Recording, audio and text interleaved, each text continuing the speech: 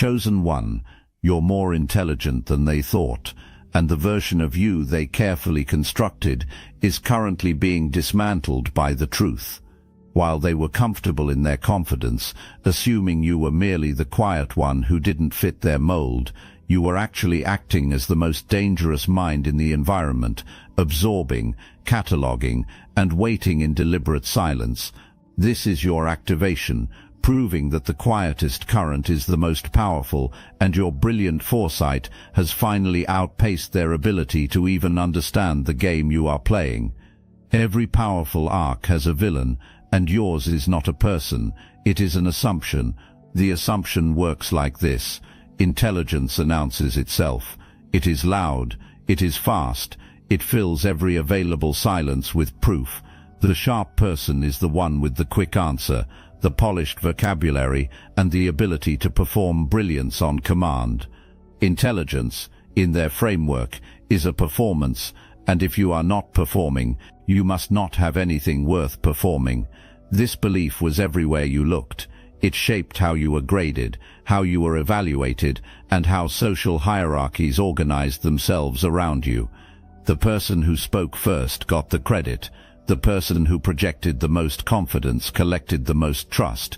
The person who moved fastest through a problem was declared the winner, regardless of whether the fast answer was the right one. So when you showed up, observing instead of announcing, processing instead of performing, you did not match the filter they were running. And anything that does not match that filter, in a world built on performance, gets treated as evidence of limitation.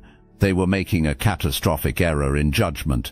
They simply did not know it yet. Here is what was actually happening. You were like deep water that does not disturb its own surface. The stillness was not emptiness, it was depth. And the instruments they were using had never been calibrated for depth, only for speed, volume, and surface activity. You were not performing because performance was never the point for you.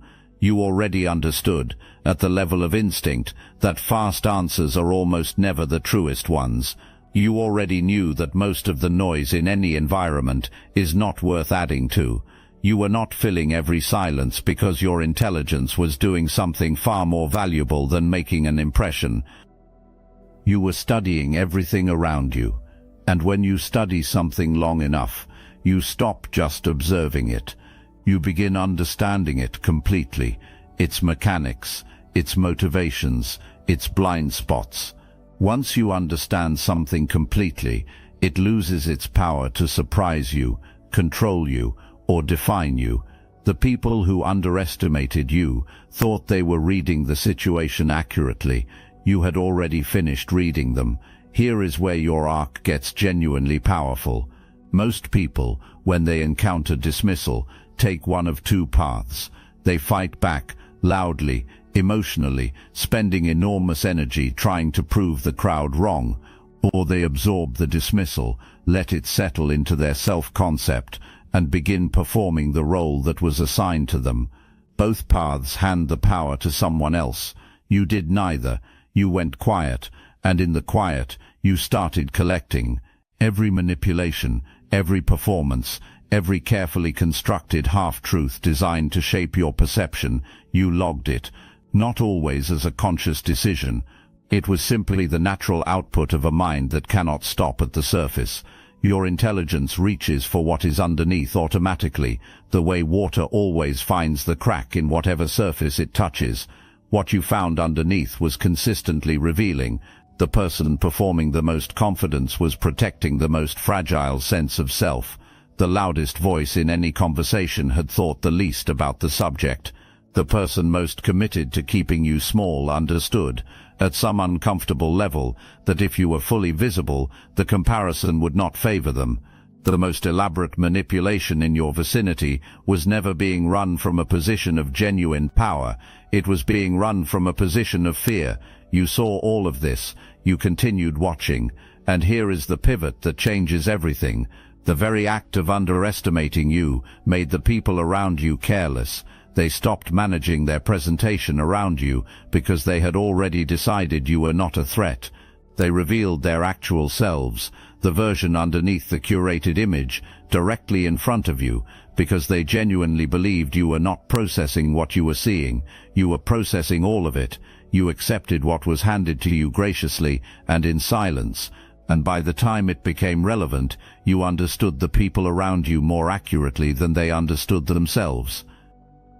But what is even more important than what you collected is what you chose not to do with it. You did not rush to expose anyone. You did not confront, announce, or make a scene. You held what you knew with patience and precision, because you understood something that most people never learn. Intelligence deployed before the right moment is intelligence wasted. A card played too early loses its power entirely. You held the card, you waited for the right moment, and that patience, that discipline of holding something powerful without rushing to use it, is not a passive quality. It is one of the sharpest expressions of intelligence that exists. If you felt the truth in these words, hype this video so more chosen ones like you can see it. To understand where you are, you need to understand what tried to stop you first. At some point a formal system entered the picture. The credentialed, institutionally validated kind, the one that exists to sort minds into categories, useful and less useful, sharp and less sharp, worth investing in and not. The kind that runs people through standardized measures and issues a verdict. That system looked at you and came back with the wrong answer. You did not fit cleanly into what it was built to reward. You were not the person who memorized and reproduced with elegant efficiency. You were not the one who followed every script without deviation and asked only the questions the framework was designed to answer. You were the one who looked at the framework itself and asked who built this, and why, and what it is actually optimized for. That question, inconvenient, structural, and deeply unsettling to any system that depends on compliance, was not in the answer key. So the system gave you a mark that did not reflect your actual capability. The people who trusted the system took that mark as evidence. They pointed to the output of an instrument that was never calibrated for your kind of mind, and used it as proof that your mind was the problem. The system was not built to develop thinkers. It was built to produce reliable operators, people who could function predictably inside existing structures, follow established procedures, and generate consistent outputs. That serves a real purpose, but it describes an entirely different kind of intelligence from the kind you carry. Your intelligence interrogates the structure. It asks whether the established procedure is actually producing the best result. It generates original insight rather than predictable output. Your kind of mind is not most useful inside a system. It is most useful when building better ones. The system had no grade for you because it cannot evaluate what it was not designed to recognize. It could measure speed of recall, accuracy of reproduction, and consistency within defined rules. These are real skills, but they represent a narrow slice of what human intelligence actually is, specifically the slice that is easiest to quantify. Your mind does not live in the measurable slice. It lives in the connections between things, in the implications, in the questions the data provokes, in the understanding that assembles itself not through memorization, but through genuine comprehension. The instrument was wrong. You were not behind. You were simply being measured by something that was never built to see you. Look, you already know the attacks weren't random, and if you're paying attention, you can feel it. Their walls are closing in. You've also noticed something else. A lot of Chosen One channels on YouTube have gone quiet. Videos removed. Voices pushed off the platform. The mainstream media is cracking down on us, but we will not give up our voice. So let's talk about what we're doing about it. That's why I built Destiny Engine. And when you join, you're not just supporting your favorite channels, you're also fueling your own rise. It's a 360 win. It generates personalized sequences that help you rewire betrayal into transcendence, turn isolation into sacred power, and transform their downfall into your rise. We are using the dark elite's own weapons against them, taking their declassified consciousness technology that programmed competition and scarcity and repurposing it to serve cooperative intelligence. The beauty is, you don't even have to lift a finger. You put on the headphones, press play, and your subconscious is rewired while your enemies collapse under the weight of their own lies. This is why I created it in the beginning, so everything they did to break you becomes fuel for your purpose. The collective upgrade is underway. Start your Destiny Engine trial today, risk-free, and watch divine justice accelerate in your life. Link in the description. Every powerful arc has a turning point, a moment where accumulated weight crosses a threshold, where observation becomes decision, and where the quiet one determines that the observation period is complete. Your turning point came. Something in you settled, not in the defeated sense, in the decided sense. And the difference between those two things is the difference between giving up and waking up. Defeat says, I cannot win this, so I will stop trying. Decision says, I have seen enough. I understand exactly what is happening here. I know who these people are. I can see how this is structured, and I know where my actual advantages are. I am finished performing confusion for the comfort of people who need me to be confused. From that moment, everything moved in a direction no one around you had anticipated. What they could never foresee is what happens to perception under sustained pressure. When you are consistently underestimated, and you refuse to collapse or perform the role being assigned to you, when you stay present, stay honest, and stay committed to seeing accurately, something remarkable develops inside you. Your attention sharpens to a point that feels almost uncomfortable in its precision, not only about the people around you, about everything. You start seeing through things that once had the power to confuse you. Performances that once looked genuine begin showing their seams. Systems that once seemed fair begin revealing their architecture. Narratives that once seemed complete begin exposing what they deliberately left out. Not because you became cynical, because you became accurate. And accuracy, once it develops to that level, does not switch off. Here is what they never accounted for. Every move against you was sharpening the exact capability they were trying to suppress. Every challenge expanded your ability to navigate complexity. Every trap refined your ability to recognize traps. Every attempt to exhaust you with their games deepened your understanding of how those games are constructed from the inside. They were building the instrument of their own exposure, without knowing it, without any awareness that the pressure they applied to hold you down was the same pressure that forges precision. You were being forged. And what comes out of a forge is not soft. Here is what was actually developing in you, while the world was busy misreading you. Your intelligence was not accumulating along the standard lines. It was not about faster recall, or more impressive vocabulary, or quicker performance under standard conditions. It was developing along a completely different axis, the axis of perception. You were becoming someone who could genuinely see, not in the ordinary sense, in the sense that looks at any interaction and immediately grasps the architecture underneath it, what each person in the dynamic actually wants, what they fear, what they are protecting, what they are performing, and what the real current is beneath the surface that everyone else is pretending to navigate. Most people move through the world by responding to the presented version of things. They take what is handed to them at face value, run it through their assumptions, and react to the presentation. That approach makes a person permanently available to be managed by anyone willing to control what gets presented to them. That approach does not work on you. You do not respond to presentations. You respond to the reality underneath them. And the reality underneath is almost never the same as what was presented. This is why people who were running manipulation in your environment would sometimes falter specifically around you, becoming oddly defensive, over-explaining, abandoning the confident performance they maintained with everyone else. They could sense it. They could feel the specific discomfort of being seen accurately rather than as the version they were projecting. For someone whose entire approach depends on controlling perception, that sensation is deeply disorienting.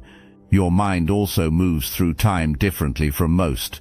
You do not just see what is directly in front of you, you track trajectory. You are always asking where this is heading, not just where it is right now. Because you have observed enough patterns, lived through enough cycles, and watched enough situations unfold from beginning to end, your mind places a new situation almost instantly into a familiar category and begins projecting the arc forward. This is why your assessments tend to be accurate before anyone else has enough information to form one. It is not fortune-telling. It is the accumulated intelligence of a mind that has been paying fierce, honest, comprehensive attention to how reality actually moves under real conditions without the distortion of wishful thinking. And then there is the third dimension, the precision of your questions. You know which question to ask, not the obvious one that circles the surface, the one that identifies the exact structural flaw in whatever is being presented and exposes it with minimal force. When the foundation of something is wrong, the conclusion does not need to be argued, it collapses on its own weight. You have always known how to find the foundation. One question from you, timed precisely and aimed accurately, can accomplish what hours of argument cannot. It does not attack. It illuminates, and what gets illuminated cannot be put back into the dark by anyone who witnessed it. This is not a skill you acquired from any curriculum. It is the natural expression of a mind that has always cared more about what is actually true than about what is comfortable. That relentless pull toward actual truth is what gives your questions their weight. The underestimation you experienced was not random. Much of it was not careless. A significant portion of it was driven by something very specific, operating underneath the surface, and your particular kind of intelligence is exactly what lets you see it for what it was. The driving force was not fear of you personally, it was fear of what you represent. A mind calibrated to see clearly, simply by operating at full capacity, makes the limitations of less honest minds visible. You do not have to announce anything. You do not have to issue challenges or make comparisons. The mere fact of your perception creates an involuntary mirror, and what people see in that mirror, in contrast to your clarity, is the gap between who they present themselves as and what they actually are. Your depth makes surface-level processing obvious. Your calm makes performance apparent.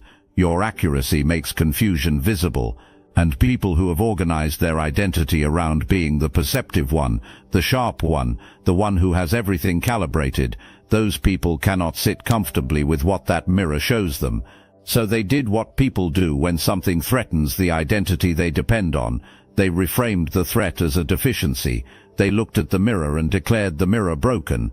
They dismissed your intelligence not because they genuinely believed you were limited, but because acknowledging what you actually carry would have cost them a self-concept they were not prepared to surrender. This understanding should permanently change how you receive every memory of being dismissed.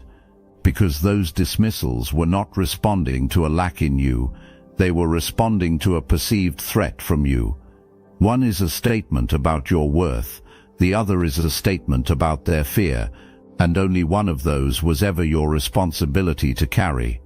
Here is the second layer, because there is always a second layer with you. The people most unsettled by your intelligence were not always the ones who confronted you directly. Open opposition is at least honest. The ones who caused the most subtle damage were the ones who smiled warmly while steering you away from your actual strengths. They offered encouragement that was specifically designed to direct your investment away from the capabilities that made them uncomfortable. They praised the parts of you that posed no challenge, so you would develop those parts and leave the more powerful ones underdeveloped. Your mind logged this too.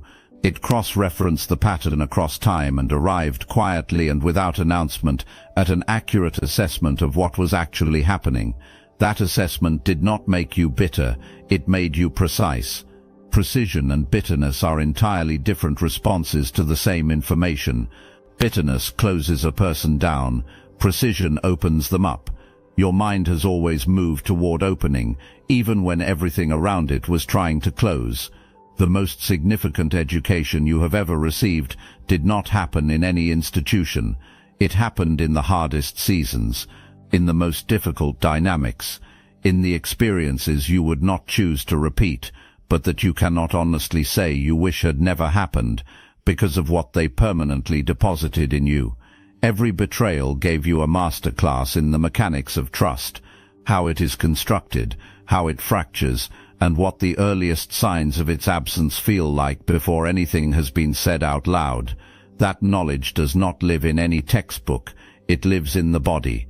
It lives in the specific sensation of knowing, before any visible evidence appears, that something in a dynamic is not what it is presenting itself to be. Every time a plan fell apart, you learned something irreplaceable about real-time adaptability, the capacity to stay clear and functional when reality diverges sharply from what you expected. That form of intelligence can only be built under actual pressure. No amount of theoretical preparation produces it. You developed it because circumstances required it of you, and now you carry it permanently.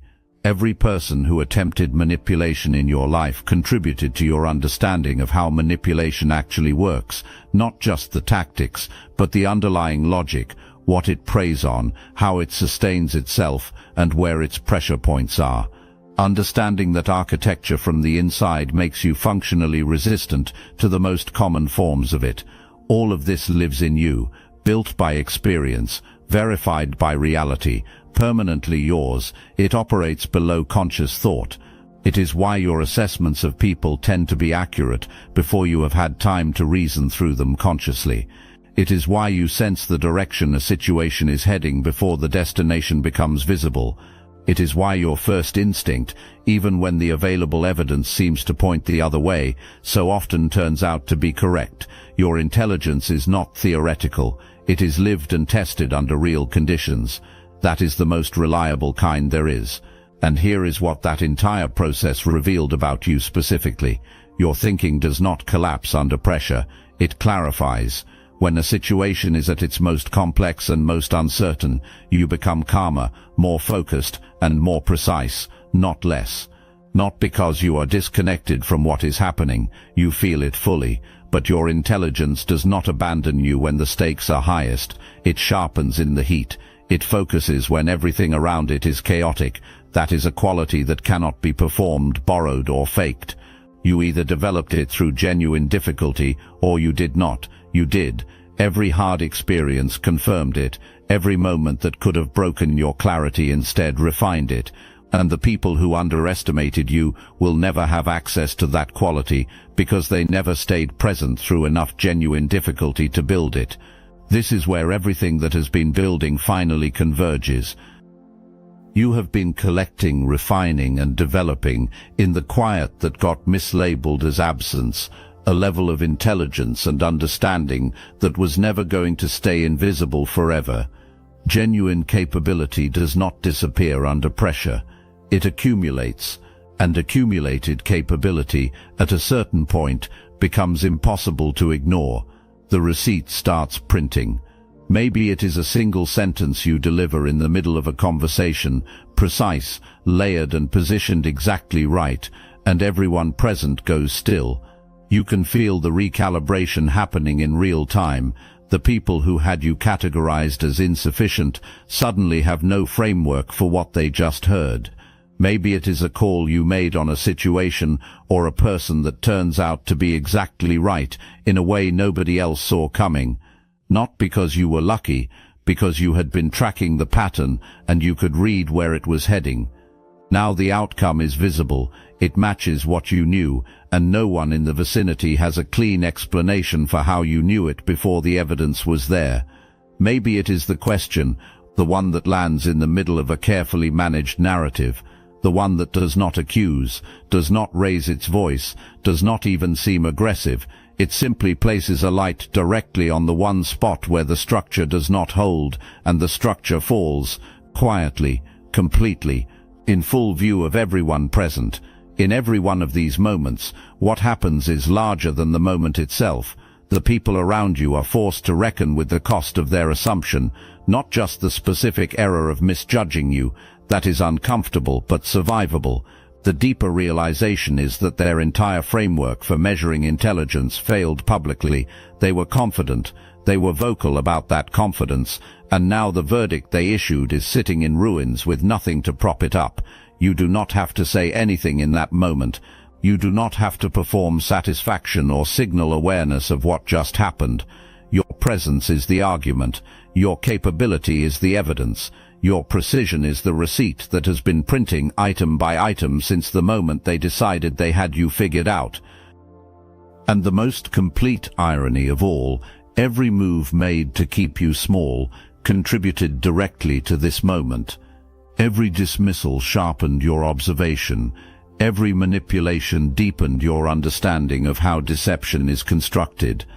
Every hard experience deposited clarity into you that no smooth, uncontested path could have built. The opposition did not delay your development, it accelerated it. In trying to contain you, they built the exact instrument that made their own exposure unavoidable. There is one dimension of your intelligence that deserves its own recognition, because it may be the most practically powerful of everything you carry. You do not just read individual situations. You read patterns across situations, across time, and across different people expressing the same underlying dynamic in completely different forms. This is the intelligence of the strategist, not the tactician who responds brilliantly to what is directly in front of them, though you are capable of that too, but the strategist who sees from elevation, identifies the recurring pattern, and positions before the situation has fully developed. You have encountered the same fundamental human dynamics enough times, dressed in different clothes and wearing different faces, that you recognize them almost instantly on contact. The person performing confidence to cover a fracturing self-image, the person disguising fear as critique directed at you, the offer structured to appear like generosity but designed to create a debt, the opportunity that is actually a trap, dressed in opportunity's clothing. You see these things early enough to choose your response rather than simply react, early enough to position yourself before the dynamic locks in, early enough to decide whether engagement is worth your energy at all, because sometimes the most powerful move is the deliberate choice not to engage with something that was only ever designed to consume you. This is the distinction between someone who is sharp and someone who is formidable. Sharp responds well to what is in front of them. Formidable has already accounted for what is coming. You are formidable, and you were built toward it through the exact conditions that were necessary to produce it. The difficulty was never a detour from your development. The difficulty was your development. Every hard thing was a training ground for pattern recognition. Every dismissal was a live demonstration of how shallow thinking defends itself. Every trap was a lesson in trap architecture, so that you would never need to fall into that particular design again. You did not just survive the opposition, you graduated from it. And graduating from something that tried to hold you back does not produce bitterness. It produces knowledge, deep, structural, permanently integrated knowledge about how the world operates, where the hidden levers are, which loud positions are actually desperate, and which quiet positions hold more real leverage than anything performing power in the vicinity. That knowledge is yours permanently, and it gives you a navigational advantage in every environment you enter for the rest of your life. This is not a message about what was done to you. This is a message about what you now get to do. The people who underestimated you did not wound you permanently. They did not take anything from you that was not ultimately replaced with something stronger. Everything they tried to suppress came back with more force. Every closed door redirected you somewhere that opened more completely. Every dismissal that stung also sharpened something in you that is now one of your greatest assets. You are here right now with more genuine capability than any of them predicted for you. That is not a small thing. That is the whole thing. And the only move that makes sense from here is forward, fully forward. with no looking back except to extract understanding, and no understanding that does not serve what you are building. You stop shrinking permanently, not as a performance of newfound confidence, not as a reaction to what was done, as the natural, stable expression of what you have always actually been. You stop explaining yourself to people who are not equipped to understand you. Your intelligence is not a subject that requires their approval to be real. Your perception does not need their endorsement to function. Your capability was never waiting on their recognition to activate. It was operating with or without it the entire time. You walk into every environment from this point forward as the person who carries the depth of that space, whether the space has caught on yet or not. Because environments catch up, they always do. The person who moves with the quiet, unperformative authority of someone who knows exactly what they carry, that person shifts the energy of any space they enter, not through volume, not through aggression, through the undeniable weight of a mind that is fully operational and completely unapologetic about it. The silence that once confused people becomes your signature. You are not quiet because you have nothing to say. You are quiet because you are selecting the exact moment when what you say will land with maximum precision. That is not restraint for its own sake. That is mastery of timing, one of the highest expressions of the intelligence you carry. And when you do speak, you speak with the full accumulated weight of everything you observed, processed and understood during the quiet. Not the impressive-sounding answer, the accurate one, the one that reorganizes the entire conversation, the one that people are still sitting with long after the exchange ended.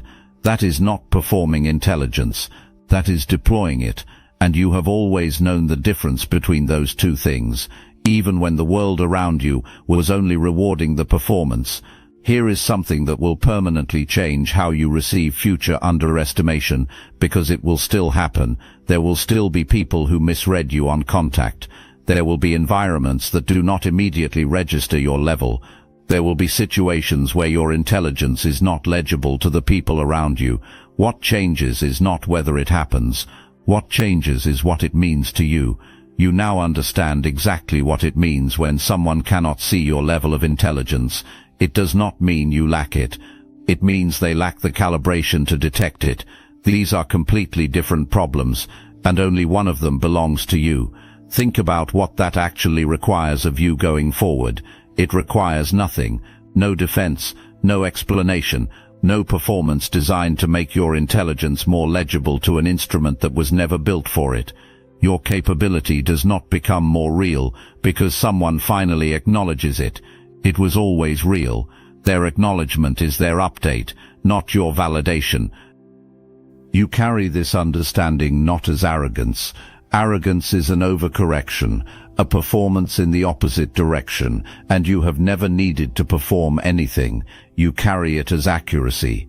The same clear-eyed accuracy that has always been your defining characteristic, applied now not only outward to the world, but inward to your own understanding of what you are and what you carry.